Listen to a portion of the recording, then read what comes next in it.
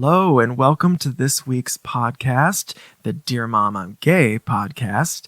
We have a fabulous guest this week. I'm so excited that this person agreed to come on. I've been wanting to chat with this person more. Ladies and gentlemen, and all those in between, welcome Sami. Hello, Sami. Hello, thank you for having me. Yes, I genuinely am excited that you agreed to this. So I was just telling Sami before we started that I feel like I know her, but I don't. She reached out to me, I'm going to say last year. I don't remember exactly. I was writing the Pride monologues for an event in Chicago where we featured real stories from LGBTQ people. And I asked on my Instagram if anyone would be willing to share their story. And Sami reached out to me and sent me this long, beautiful video sharing her story. And I can tell you of all the stories that I received, only 2 of them made me cry. And yours was one of them. And not necessarily in a bad way. You just have a beautiful story. And when I was thinking of people that I wanted to ask for this, I was like, I'm going to reach out and see if you're willing to elaborate on your story a little bit. And another reason why I feel like I know you is I didn't share this with you, but we ended up doing the Pride monologues in Chicago and in Windsor and in Grand Rapids. So we've done it 3 times. And every single time I gave an actor your monologue, they didn't want to do it. It was too much for them emotionally. They didn't know how to find it. So 3 times now I have played you on stage because I was the only actor that would do it. So I feel very connected to you just as an actor. And I feel like obviously I can't really get into your lived experience, but I feel like I had to try to wrap my mind around what it means to be you as an actor. And I watched your video many, many times to pick up on your mannerisms and how you would say something and how you portray yourself. So I feel like I know you better than I actually do. So I'm excited to just get to know you a little bit over this next hour. And hopefully if I have to play you again, I can just add to my character. I must say, I'm honored by that. Hearing that that my character, my monologue, so to speak, it got that kind of response from trained actors. I'm flabbergasted by hearing that. But I mean, thank you for putting in such time and such effort to represent me well, because I feel like that's probably the thing that you want to get across is here's somebody's story who's not here to tell it themselves. So how can I best represent them in this space? And that's a very honoring thing to do. So thank you. Thank you. No, I enjoyed finding that because I really related to your story. We'll get into that later in my connection to your story. We're going to save that for the deeper things. I have to think about how much I want to share and how much I'm not going to get in trouble. That's always the fine line with this, is putting something out into the public. You're like, how much do I want to share with? I don't know how many people are going to listen to this. Hopefully a lot. And hopefully it reaches many people. So I like to start with just a game, just an icebreaker before we dive into the deeper subjects. This is just a great way for me to get to know you better and for the listener to get to know you better. So these are simple questions. There's going to be 10 of them, and they're just going to be easy. Okay. We're going to start with the one that I think everyone listening might want to know, and they'll understand this more as we dive into your story. But what are your pronouns? Let's start with that. I use feminine pronouns. As will become obvious, I am transgender. That has been part of my story.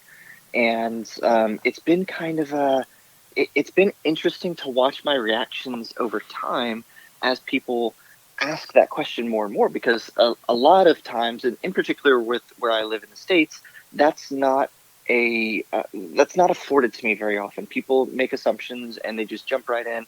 I actually had that exact run-in this morning.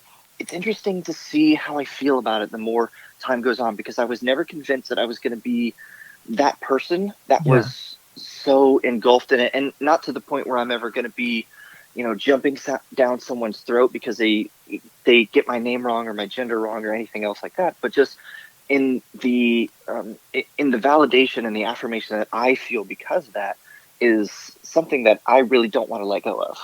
It was always this awkward moment for some of us that aren't trans to know is it okay to ask? Do I ask? Do I just assume? And I feel like assuming is always bad.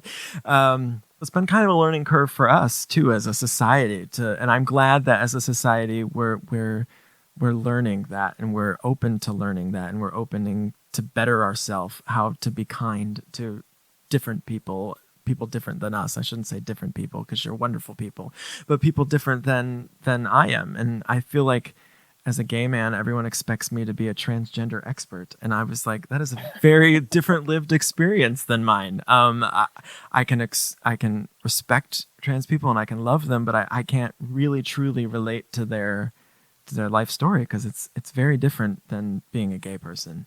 They're similar in ways, but they're also very, very different. Yes. Okay. Moving on. This one's even easier. What's your favorite color? Ooh. See, this is a tricky one. Okay. Because one thing you don't know about me, I'm partially colorblind. Oh. So, yeah. So I say that my favorite color is red. But I don't know if we see red the same way. So it's really just, if I can get like really like super philosophical about it, like how I see red is like, that's my favorite color, but I could be way off base and just, I could be seeing it totally wrong and have no idea. That's fair. But it's your shade of red is your favorite. Yes. I love that. Yes. All right. This is a bucket list question. What's one place you hope to visit before you die? Ooh, Tokyo. Ooh, good choice. I got the travel bug from my oldest brother. He always told me to spend my money on experiences rather than things. And actually, he's the first person I've ever known to do this, but he just got back from Antarctica. That was the last continent that he had to step foot on. That's amazing. And so he would continue to tell me these stories about all these wonderful places he had been. So I've got 3 of the 7 continents down. If I miss Antarctica in my lifetime, I feel like it's going to be okay. Yeah, Tokyo is my next big one. That would be amazing. Tokyo is on my list as well. That's a good choice. Yeah. What was your favorite childhood toy? Oh, goodness. I grew up on video games. There probably wasn't a console that was out that I didn't have or at least play at some point in time. So I'm really tempted to say that. But actually, now that I think about it, the stuff that still stays in storage in my parents' home, there's a Power Rangers like giant figurine of this is probably going way, way back, but the original Megazord that had the 5 Power Ranger Zords come together, like that was the thing that I always just loved playing with. And it's still up in my closet in my parents' bedroom. And every time I go home, I pull it out, I look at it, like that has to be it. I love that. I had that. I know exactly what you're talking about. Maybe we're closer in age than I thought. But yes, I had that same one. So I know exactly. So this isn't my next one, but now we're just going to add one in here. Who was your favorite Power Ranger? Oh, I think early on it would have to be Red. So Jason, I believe it was. Yes, Jason. Yeah. I love that. As I got a little bit older, I started moving more towards Tommy because I really love the White and the Green Ranger. So yeah. R.I.P. Jason David Frank. I know, he just passed away. That's great. I couldn't believe it when I saw that. That was like the little boy in me was so sad that he had passed away. Mine was Kimberly. I was hardcore Kimberly, the Pink Ranger. Oh yeah. I get it. Hardcore. I remember my parents were reluctant, but I even had like the Pink Ranger doll. Like she was like a Barbie doll that you could turn into the Pink Ranger. And I remember there was one Christmas that was all I wanted, and my parents they gave in. If you had a superpower, what would it be? So mine might go a little off the rails with the answers you typically get, but I would love to have the power to refill things. So it could be as simple as I don't want to get off the couch and go get myself another glass of water. It could be as intricate as my bank account's getting low. I need to fill that sucker up. Yeah, this might be the best answer I've gotten. So think about all the applications of things you can say, I just need to refill this. I need to fill up my car today. I no longer have to spend money on gas, on any beverage that I'm ever going to have. Like, I can't think of an application where this wouldn't put me out on top. Yeah, that's officially changing. My answer is now that. Yes. I love that. What was the last concert you attended? The last concert I attended? It was last year, actually, last fall. I went to a show with my brother, and it was Hailstorm was a headliner, and with the supporting acts were the Pretty Reckless and the Warning, and then there was a solo artist, and I'm blanking on her name, but she was phenomenal. It was this total it was an all female led concert, I and love for that. me, I love hard rock, I love metal, and to see these very powerful women just give themselves to their art form. Apart from the fact that I knew a bunch of their songs and some of the stuff they covered, it was just a great experience. Yeah, that sounds like an amazing show. What household chore do you hate the most? Laundry, hands down. And it's not even like the doing the laundry. Like, I'm good at that. I can put stuff in the washer and then I can move it to the dryer, no problem. As soon as I have to fold it and put it away, like, I find 10,000 other things that I need to do. And there are times where sometimes it just stays in the dryer until it comes time to do laundry again. The same. Like, no shade. I do the same. That's also my least favorite. Putting it away. I don't know what it is so hard about putting it away.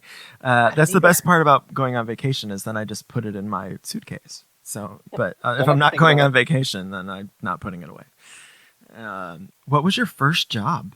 My first job, my first job was an internship that I got paid for in high school. I was working at a local radio station and just like getting the whole experience. I think it was 17 or 18 at the time.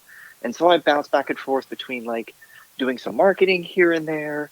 I was updating their website, and this was like in the early 2000s where like anybody could code. Like if you had a MySpace or a GeoCities, you had a basic understanding of HTML. Yes. And I did a little bit of time as a board operator as well. So I don't remember hardly anything from that job, but it was fun for a high school kid. Yeah, that's a great job. I will say, I miss MySpace. Can I just say that? Like, it was the best social media. I know it was like the first, but you could like deck out your MySpace and no other way that you could deck out any other social media. And I miss like making the best backdrops in my top 8. Like I miss can we bring that back? Because I would live for that. I saw something the other day, and I think it was a tweet, and from someone obviously far younger than me, but it said something to the effect of they would like to be able to play music on their Twitter homepage. And my thought was, oh my goodness, we've come full circle. Right. And now there's a generation that did not have the MySpace experience. They don't know that's a thing that we had. No, I remember, and especially as like a budding musician back in the day, I always would like, I released a new song on MySpace. Like there's someone that's going to listen to that. But I do remember those days. And yeah, I miss, and my top 8 was like, I don't know. I guess I wasn't very nice to my friends. It was never my friends. It was always celebrities that I liked, and it probably should have been friends. It was like my top 8 is 7 Adina Menzel accounts and Kristen Chenoweth. Coffee or tea?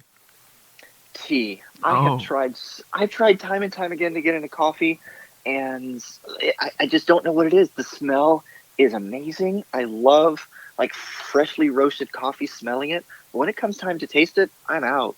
So right. I'll take tea all day. Fair. I will say I do like tea flavor better because like the coffee I get drinks that like mask the taste of coffee. Like I get like a latte or a mocha, and basically to just put a bunch of whipped cream and sugar into it. And but I'm not against, but you are right. Tea on its own I will drink. I generally don't add a lot to tea because the flavor is good. All right, last one. What do you find most attractive in a person? Confidence in themselves. Nice. I think if somebody has a profound understanding of who they are, don't get me wrong, everybody has insecurities, and for a lot of us, we're going to be fighting against those same things from our childhood days till the day we die. But if you can manage to be confident in yourself and like communicate that confidence to the world, that tells me all I need to know about you, because it means that you didn't need me before I came along. Yes. You're not going to need me to survive. So if you are inviting me to be a part of your life, whether it's in a platonic sense or a romantic sense, like I'm just adding to a life that you are already feeling good about yourself on. That's huge. That is huge. That's a good one. That's a good answer. This is a good time to hear from today's sponsor. So we're going to listen to that, and Sami and I will be back in 1 minute. Today's sponsor is Meta and Shanti. Meta and Shanti is a wellness spa and boutique in West Michigan. They offer massage, skincare treatments, and yoga classes. They also have a boutique with fashionable clothing at affordable prices. If you're not in West Michigan, no problem. You can shop their boutique online at metaandshantywellness.com. That's metaandshantywellness.com. metaandshantywellness.com. We are back with today's guest, Sami, and we are about to dive a little bit deeper into Sami's journey. I'm very excited to hear more about their story. Like I said, I know a little bit from working on their monologue, but I'm excited to kind of dive deeper and learn more about what makes Sami Sami. So, Sami, tell us a little bit about your upbringing, what your interests were as a kid, what your parents did for a living, anything like that, your religious background growing up, just anything you want to share with us about growing up. I grew up in Tampa, Florida. I was born in the late 80s, so most of my childhood was during the 90s. My parents were both medical professionals. My dad was an OBGYN for the bulk of his career. My mom was a nurse that turned stay-at-home mom. I'm the third out of 4 kids. They were given 3 boys and a baby girl. Mm-hmm. And so growing up for me was always this kind of interesting dynamic of my parents were well known in the community, in the city, in our church. And so because of that, like, everybody knew who I was, but by association to them. And my parents were very caring, very loving, very godly people. Really didn't ever leave us wanting for anything, even if they didn't truly understand it. Like, yeah, we may have been the spoiled kids, but they also didn't lose the sense of you need to take ownership of things and you need to know that nothing comes free for you. So there was always an element of hard work that was instilled into us growing up. So couple that with me being not only the third child, but the third of 3 boys growing up, mm-hmm. and having parents that are well known. Now all of a sudden, my older brothers are going before me and doing all these things to make themselves known as well. So they're carrying on the family name, and I am kind of picking up the pieces as I go. And I'm a super competitive person, and so even if it wasn't ever explicitly said between siblings or between parents, I always felt that I was fighting this uphill battle for my own identity, to not be associated as, oh, you are Dr. such and such's child, you are not this person's brother. And so I say constantly, like, I didn't feel like I really got my own identity as a child outside of that. Now, I'm not harboring any resentment over it, mm-hmm. But basically all of my childhood memories are tied to things that I did with my family, and they were wonderful things. Going on vacation, we had season tickets to the Tampa Bay Buccaneers, so I'd always go to football games on Sundays. We were in church every Sunday as well. We grew up in a very large Southern Baptist church. Went to private school for elementary school, and then went homeschooled for middle school, went back to private school in high school. So there wasn't a whole lot of my childhood experience that was, I will say in massive air quotes, secular. Yeah.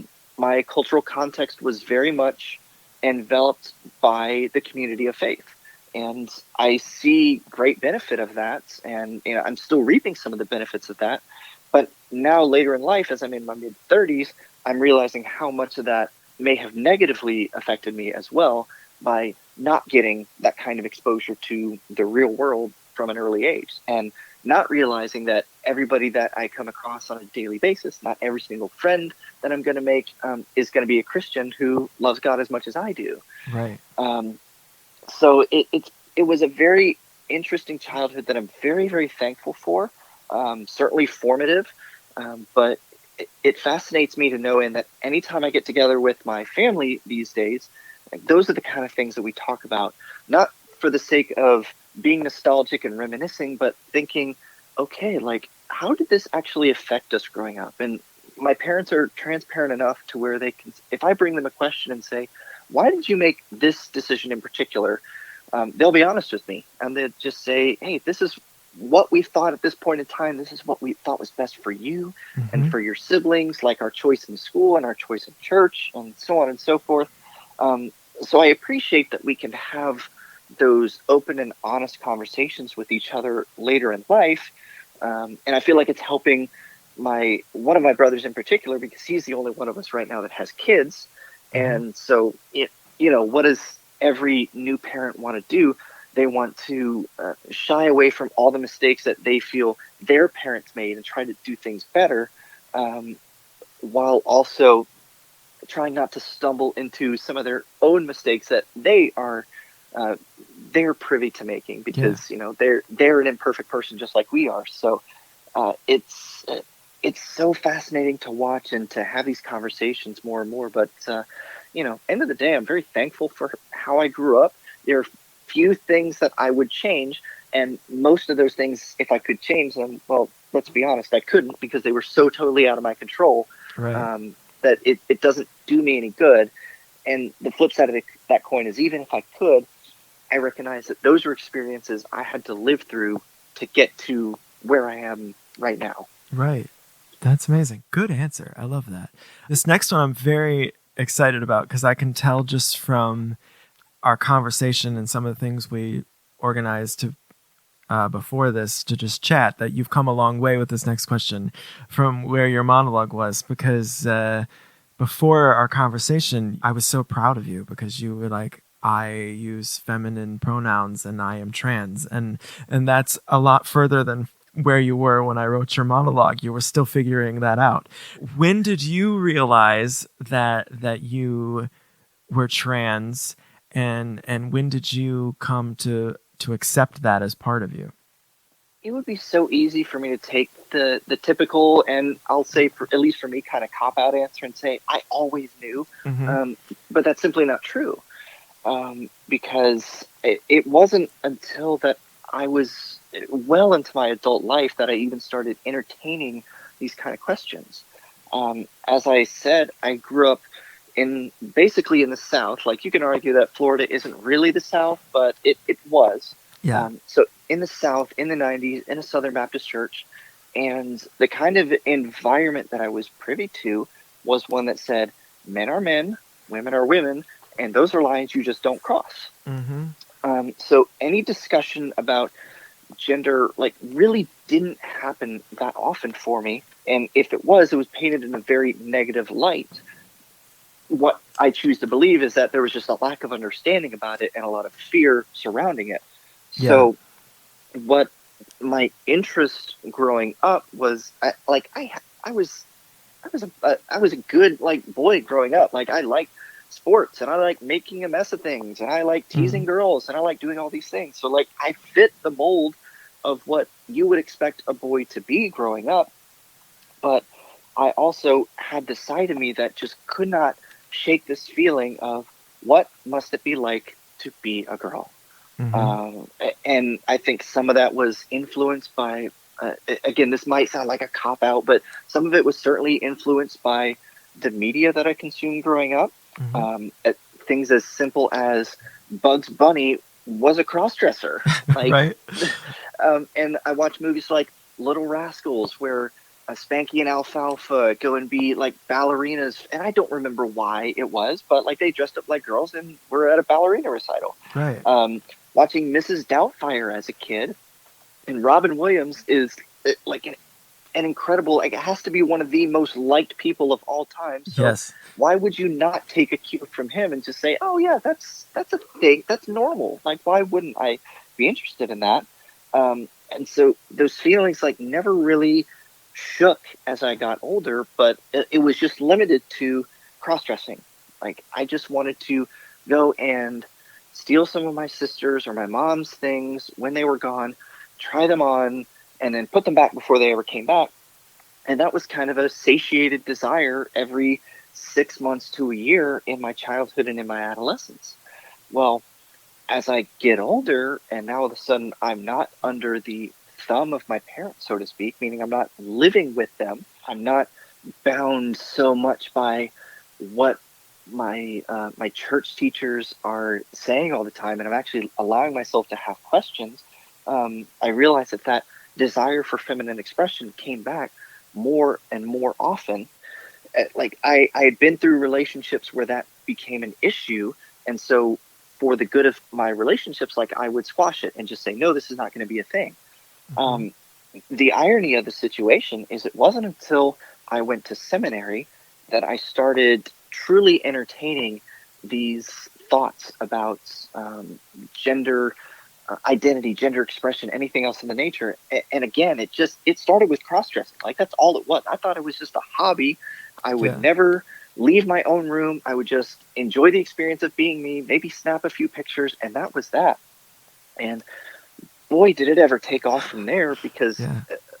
being in seminary allowed me to use the toolkit that I had learned during my education to properly examine this in a biblical and a theological context, to say, am I sinning? Am I doing something wrong right now? And if I'm not, do I owe it to myself to explore this a little bit more? Or am I so convinced that I'm going to be wrapped up in a cycle of shame and of guilt that I just need to squash this forever? And so I took that and I ran with it. And what slowly began as just a very private expression of cross-dressing all of a sudden became, well, now I want to put myself on the internet. Like I want to get feedback and I want to build relationships with other people that are like me, so I don't Hmm. feel so alone. And soon after, that wasn't enough. Like, well, now I want to go out in public. Like I want this to be the face that the world sees. And pretty soon it was, oh, well, it's not just the world that I want to see. I want my closest friends to be a part of this as well. Like I want them to know this about me. And then of course, like it evolved into to wanting to tell family and everything as well. So what initially started as just cross-dressing quickly became, okay, there's a legitimate gender identity thing going on here. And for a time I identified as gender fluid. Hmm. And then I reached a point within the last 2 years or so where I said, this has hit critical mass. Like, I need to talk to a professional about this, because there's only so far that my knowledge is going to take me on the topic. Yeah, for sure. And I am naturally biased towards myself. So I need someone else to tell me if my thinking is incorrect, if it's skewed, if I haven't thought something through in its entirety. And so in working with my therapist over the last couple of years, it was never something that she pushed on me, but she was really good and still is really good at reframing questions that I bring to her, and essentially like just turning this topic just by a couple degrees and saying, have you considered it from this angle or from this perspective in particular? And over time, we started the discussion of, well, do you consider yourself to be trans? And at the time, I pushed back on that as well, because I have an enormous amount of respect for transgender women who did feel that way from their childhoods, who always struggled with gender dysphoria and body dysmorphia, and always feeling like they were never in the correct body from a very young age. And I didn't have that experience. So Hmm. I pushed back on that as kind of my way of saying, I don't think that's me. And the more we unpacked it, she's like, that doesn't have to be you. Like Right. if you think that there's a part of you that is ready to say goodbye to this life that you've lived as a male for 30 something years, and you want to step into who you think you are and who you've been called to be, then guess what? Like, that's the right term for you. Like, I'm not going to force you to call yourself that. I'm not going to put you on any sort of timeline, but just recognize that if that's the path you think you're going down, that is an appropriate way to view yourself.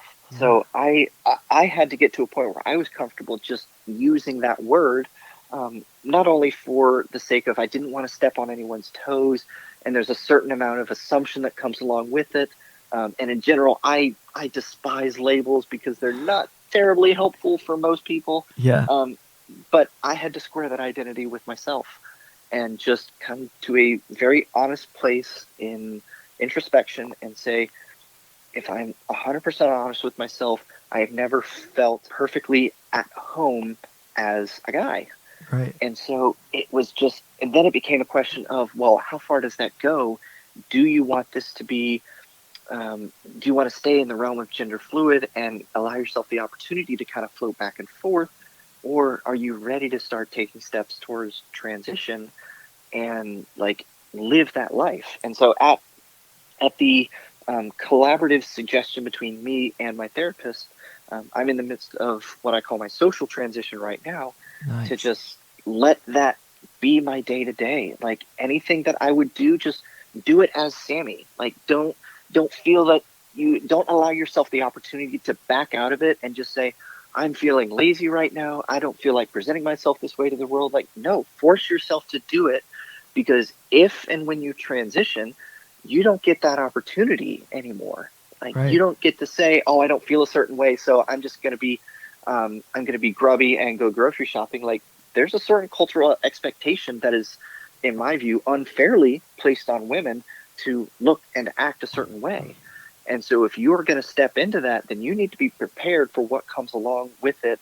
When you feel the best about yourself on your just most fierce day where you are ready to take on the world, and you need to be prepared for it on your worst day where you don't want to be seen outside at all. So if you're dealing with a legitimate gender identity, then you need to experience it from all aspects of life, not just these, oh, I get to go spend Friday night out with my girls bar hopping. Like, no, let yourself live it out on, like this morning, on Saturday morning when I go out and play disc golf with one of my best male friends, and I spend the entire day just getting weird looks. Like, that's just, it's preparing me in some sorts for what may be coming down the road if transition in any capacity is in my future. Yeah. Well, congratulations towards working towards that. I can't even imagine what that's like and what steps you have to go through mentally to get where you are. And I mean, I don't know you super well, but just based upon that video you sent me, I think it was 2 years ago. I'm gonna have to look to now to see your progress and how much more comfortable you are with this part of you is it's actually remarkable. So let's talk about telling other people a little bit. Who Okay. was the first person that you quote unquote came out to about this? I think in the early stages, it would have been my friend Morgan. She and I met in my college years, roughly, when I was still living in Florida, and then we've kept in touch for basically ever since then. And I felt that she was safe to come out to because there was a lack of proximity. Like we Mm-hmm. live thousands of miles away now. So if that was something that was going to cause a chasm in our relationship, it was going to be much easier for me to experience that when there's distance. And like That's valid. Yeah. I don't have to go through the fear of actually saying it to you in person when I can just send you a Snapchat and say, "Hey, this is a picture of me. What do you think?" And so, yeah, she was the first, and I'm very grateful for her response. I don't think she understood it at first, but she also wasn't judgmental about it. She didn't push back on me. She's just like, "Okay, that's great. Like, how can I help? Like, do you like what do you need from me? Why would you tell me this?" And like it helped our friendship grow. Um, and so yeah, I'm eternally grateful for her and for that first experience. I don't think I could have picked someone better. We do watch people and we do select who we're going to tell. I remember I watched my friend Heather, who was the first person that I told, and she was the only person in my life that I knew had gay friends and hung out with gay men and spoke highly of them and would do anything for them. And her and I weren't super close at the time that I told her, but we just worked together at Panera. And she ended up becoming one of my best friends. But I did watch people and I selected someone that I thought would get it or at least care a little bit. But I do think it is right. I think I chose her, and I never thought about this till now because she wasn't a super close friend. That if for some reason she rejected me, it wasn't gonna like destroy my world. But at the same Yeah. time, I needed to tell someone. You get to this point in your life where you've hid this for so long. You just have to share it with somebody, get it out. And Yeah. yeah, it is interesting how we as people kind of observe and think through all the possible scenarios of what could happen. Well, I'm glad that was positive. Makes a huge difference. As far as other people, are you out to family now, or is that still a process? Everything is a process. Yeah. So I came out publicly on my social media, but that social media in particular, I don't force it on anybody, but I let people know that it's out there. So Mm-hmm. my sister and my sister-in-law both follow that, but I'd come out to them prior anyway, because like coming out as transgender or with really any sort of gender nonconformity, I feel like is generally accepted better by women. I agree. And I felt safe to tell them that, but there's a part of my story that could take up an entire hour on its own where I was essentially forced to come out to everyone. Now, granted, at the time, I came out to them as a crossdresser. This was, 3-ish years ago. So a lot of things have happened since then. So I would say that, yes, everyone in my family knows to a certain extent and is comfortable talking about it to a certain extent, but we haven't had like the big coming out conversation yet. Yeah. That's coming at some point. I'm trying to pick my time strategically because we have some major family events that are happening this spring, and I don't want to make it seem like I'm trying to steal the spotlight or anything else like that. So I'm gonna choose my spot carefully, but that conversation is coming. We might have to do a part two. When it comes to your faith, do you think your identity has affected your faith? You said you went to seminary. Do you feel like this has played any role in your faith? Do you think it made you question your faith? Has your faith made you question this? Like, how has your faith and this identity played together? Yeah, it's been a constant dialogue for years, going back and forth between each other, between my identity and my faith, because uh, especially having gone to seminary, it was a great time for me to recognize that a lot of the things that I believed growing up weren't necessarily my faith because I believed them. They were imparted onto me by my church, by my pastor, by my teachers, by my parents sometimes. And so I had to come to a sense of what do I believe about you name any topic that's on the board. One of my, I guess, actually my favorite seminary professor, when I was talking to him one day, he said that the defining issue in the church during his generation was marriage and divorce. And he Mm-hmm. said, for your generation, it's going to be gender and sexuality because we are in the midst of this this sort of discovery about things that truly haven't been talked about in public light, especially not in the church for, however many hundreds of years. Yeah. And the onus is kind of on the younger generation to say, this is where we stand right now. This is what we believe to be true about the human condition. We believe that there's a difference between sex and gender. Like, we believe all of these things. Now, how can we integrate this to be faithful followers of Christ along the way? So those kind of questions have been essentially duking it out back and forth in my mind. And they somewhat culminated in my master's thesis, which was writing about the theological considerations of transgenderism. I saw myself in that paper so much less then when I was writing it than I do right now. It's funny to really watch how all of that transformed. But from the aspect of the constant discussion between faith and identity is trying to come to some understanding about what are the core things that I believe and where is there room for something like this.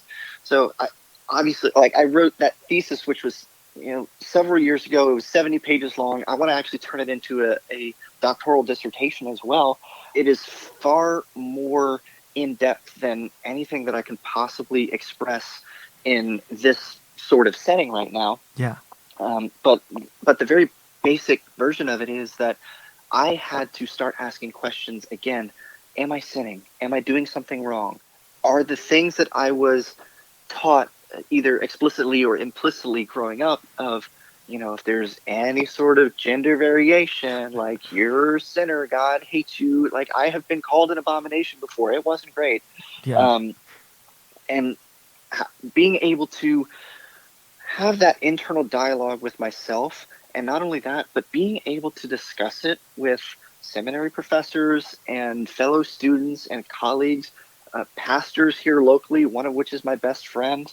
Hmm. Like being able to have those conversations and have people sit down with me and say, look, if I thought you were wrong about this, I would tell you, but I don't. And so for something that my friends saying that I, as a cisgender man, just don't understand your experience, I don't understand what you're going through.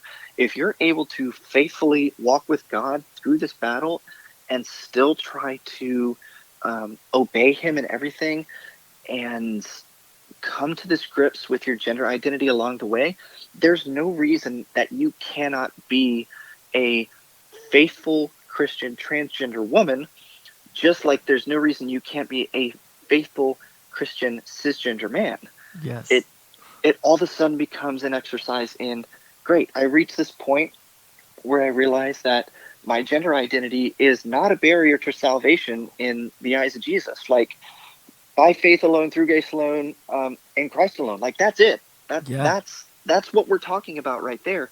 And so once we get over that hurdle, it's now the question of where do I go with it from here, and how can I serve the Lord in the best way possible within my gender identity, knowing full well that there are churches that don't want me in their pews. Like at the very least, they definitely don't want me at their pulpit, and they're going to be the ones that are writing against me and making podcasts about me, maybe not me specifically, but other transgender individuals, and trying to express this dissonance between, well, we just don't think it's right, and here's XYZ reason, when I can come back and say, well, I don't see it the same way, here's XYZ reason, and there's just so little middle ground that it seems there is right now, that it becomes so difficult. And so I get back in my own head of, am I truly wrong in this? And so that's when I say that the dialogue is ongoing, like these are thoughts that I'm going to be Yeah. having for the rest of my life. Yeah. Actually, something you said gave me a little bit of hope. You said that your professor, I believe, said that Mhm. his generation, it was marriage and divorce. And now I feel like that is so accepted in the church. Like, I can remember my parents talking about when they were younger, like, it was taboo to be divorced in the church. Yeah. And, like, no one talked about it. Very few people did it. And now I feel like it's a very common place in church. And I'm hoping that if that was their giant issue there and we come this far, and I'm going to say 2 generations of that being a pretty accepted practice, maybe we can get there with all the gender identity things and that's going on now. I would love to see that, and I would love it sooner. But if we could get there in 2 generations where no one bats an eye at it, that would be incredible. I think it's just something that we didn't really discuss or have conversations about. And I went back and forth on whether or not I was going to talk about this next thing, but I guess I am, because here we go. One of the reasons that I connected so deeply with your story, mind you, you were a few years back, and at that point you were dealing with, was I just cross-dressing or and am I trans? So one thing, my dad was a Baptist minister, and I found out when I was 12 years old that my dad was also a cross-dresser. Oh. And that this was this big shameful secret that to this day I've never discussed with him. I think he knows that I know, but we've never talked about it. And he's also very, very condemning of me being gay. My mom and I have discussed it a lot, and I told her I think one of the most hurtful things to me is my dad said to my mom, well, this is how I was born. This is how I identify. This is how I am, and this has always been part of me. And for him to be able to accept that, at least to himself, about his cross-dressing, or whatever you want to call it. I don't know what he would refer to it. That's what I'm referring to it as, is just not knowing, and not be able to go there with his really just baffles my mind. So for me, when I was portraying you as an actor and thinking of a cross-dressing pastor, I was able to go there, and I've seen this cross-dressing thing eat him alive. And I've seen him cut people out of his life that find out about it, and I've seen him push people away, and he leads a very lonely life. And I think if he would have been 30 years old now, maybe it would have been something that he could have accepted within himself and explored. I don't, like I said, it's something that we're able to discuss, and I would love one day to discuss it with him and just see if that was something that he could come to accept within himself, and so he could it could forgive people and move past people finding out. Not that I think people finding out was necessarily their fault, but maybe some of the ways they approached him about it was not correct. It just breaks my heart that there are people in his generation that have felt this way their whole life, and decided it was easier for him to just shut everyone out, and that has to just be a really lonely existence. I'm glad that we're headed in the right direction. I think we have a long way to go, but we're at least able to have these conversations now without most people just kicking you out of the church. You're at least allowed to have a little bit of a dialogue with it. And I think that's important. I think it was one of the reasons I connected with your story so much, and one of the reasons I wanted you on here. I went into this today not sure if I was going to bring up but at the same time, I'm 9,000% confident he will never hear this. So I am inevitably my own worst enemy. Like have for so long been such a self-conscious person that I can intellectually assent, like, if my friend comes to me and says nothing else today but, hey, I love you, I accept you exactly for who you are, and that's the extent of our conversation, I guarantee you I'll be woken up in the middle of the night thinking, well, what did he mean by that? Right. And so, like, when I am taking my friends at their word and taking my family at their word, then, like, yeah, like, we're good. Everybody has, to a varying degree, gotten used to where I am right now with social transition. And so they count on the fact that no matter what we're doing, Sammy's going to be the one that shows up. Mm-hmm. And, like, it's a learning process with everyone, because most of these people have not known Sami more than, a couple of months, maybe a year in some cases. Yeah. And so there is a lot of apologies that go back and forth, because occasionally they mess up with the wrong pronouns or the wrong name or something like that. And my kind of where I stand on the thing is, like, if I know that they're trying, then we're good.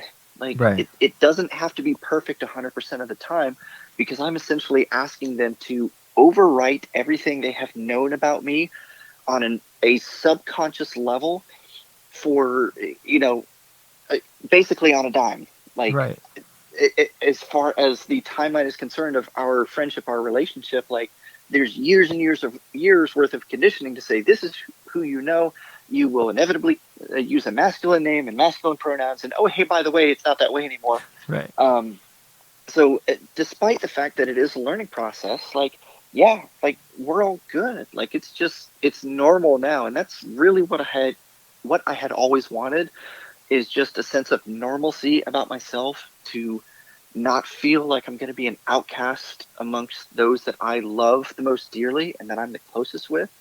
Like, I was out getting drinks with a friend last night, or yesterday afternoon, and, like, I know that all eyes are on me. I know the things that are being said around me, but it doesn't matter, because those aren't the people that I'm accountable to. Those aren't the people that I have any sense of relationship with, and I just expect that it's going to happen. But when I'm sitting across the table from this one individual, from this female friend, and, like, nothing has changed between us, it's just a normal time for us to sit down together, to have some cocktails, and to de-stress and tell each other about our weeks. Like, that's it. That was always the goal, was to not, like, not have this like butterfly chrysalis sort of moment where I'm like, I emerge and now I am this tantamount definition of femininity. It's Right. like, no, I want to be me. Like, I Yeah. realize that I'm not going to be supermodel status. I'm 34 years old. I'm far past my prime, but I just want to be in the moment with those that I love the most dearly. And I want it to just be like nothing ever happened, because even they have admitted you're the same person. We're just Good. looking at you in a different light than we've ever seen you before. I love that. Well, I'm sorry that when you go out in public that you have to deal with that extra like code of, are people staring at me? Or are they talking about me? That sucks. I wish that was different for you. Yeah, Um, same. yeah, but I am glad that you're doing it and that you have people that are acknowledging that you're your true self and don't care. That's huge. And I have two more questions. If you were able to tell anything to a young transgender person listening to this, what would you tell them? I think it would be twofold. I think the immediate response would be a message of compassion, of just something as simple as, it's okay. Like, Mm-hmm. you're not alone in the world. I guarantee it. As much as you feel like nobody around you understands what you're dealing with, and that very well may be true, there are 7 billion people on this planet. Like, you Right. are definably not alone. So you will find other people that are like you. And along with that, don't rush it. Like, I know there's big, a big hullabaloo right now, particularly in the States, about um, gender affirming care for transgender youth and so on and so forth. It's a huge hot button issue. And I feel that taken to extremes, obviously on one side it's going to be completely outlawed, and on the other extreme is um, children who have feelings of expressing a gender outside of the one they're assigned at birth, and they say, okay, well, this must be it. Like, I just need to run full bore at it. Like, no, take some time and truly explore it. Like, I know you're not going to be comfortable talking to your parents about this or your teachers, but you know, the internet can be a Yeah. wonderful place where you can go find other people who have walked this road before you, and you can listen to their words and to their wisdom and get some sort of insight on yourself. And on top of that, like, there's therapy everywhere now. Yes. The cultural stigma is not totally gone, but we're pretty darn close to it being gone. So, like, you owe it to yourself not only to explore it, but to explore it in a safe and healthy manner, where when you come to that realization and you come to that decision where you say, no, I am transgender, I'm ready to tell the world, that there's not a doubt in your mind about that, and you are prepared for the road ahead. Because I'll be perfectly honest with you, it's not easy. Right. It is liberating, it is validating, but the things that I have to stare down for the next few years in particular, but for the rest of my life, especially knowing like where this country and this world is kind of headed right now, it's going to be a battle. But that doesn't mean you should shy away from it, because you deserve and you owe it to yourself to live out exactly who you are. And especially if you are a transgender teenager kid in the church, like of faith, like, you owe it to yourself to express yourself that way and follow the Lord in the fullness of who you are, rather than trying to suppress this like I did for 20, 30 years of my life. Like, yeah, it may take longer than you like, and you may have to wait until you get into college or something like that, but you're going to be so much further along than I ever was, and so much more ready than I ever was at that point in time.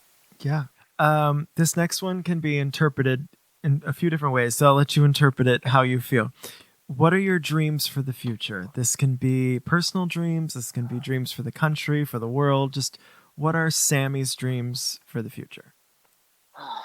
Um, so my personal dream is to continue to just explore this identity of myself, and start walking down the road of transition and just see where that leads me. But that's a very attainable goal for me right now.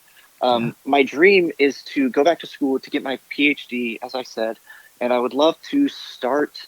I would love to start teaching on this kind of cultural application, like not just for transgender people within the church and transgender youth within the church, but really anybody who falls under the LGBTQ community, to be able to teach within that sphere and help build bridges between that community and the church. Because I'll fall back on what my professor said, like those are going to be the defining issues of our generation, and we need to find healthier ways to have dialogue about these issues and have more respectful conversations and reach a point where we can say, okay, I don't understand you. Are you following the Lord? Are you serving him faithfully? Then in my mind, it doesn't matter how you identify as far as your gender goes. It doesn't matter what your sexuality is. Like, these things are not important in the sphere of, am I serving God faithfully? Yeah.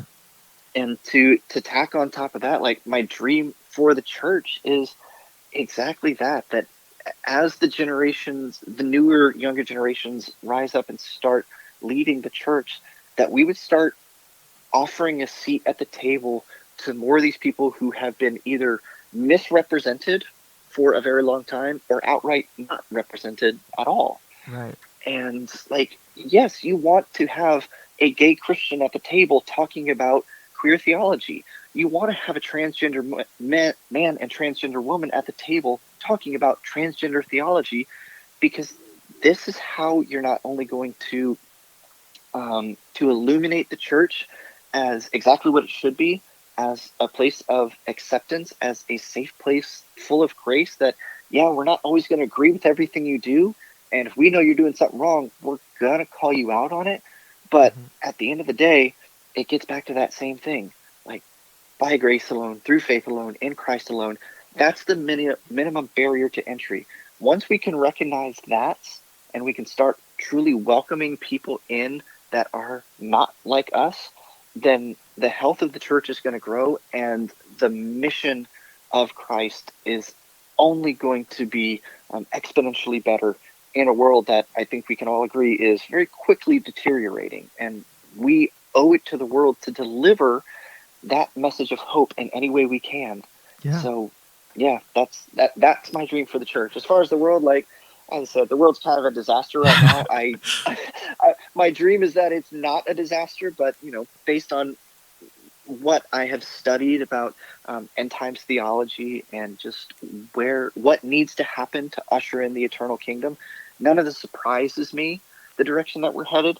But it doesn't exactly fill me with a whole lot of hope. So my hope is to just make incremental changes on a one-by-one scenario. Like, come across somebody on the street, and if I can help them feel more hopeful about the state of the world, and I can point them to Christ, then that's a dream achieved right there. Perfect. I love that. Those are good answers.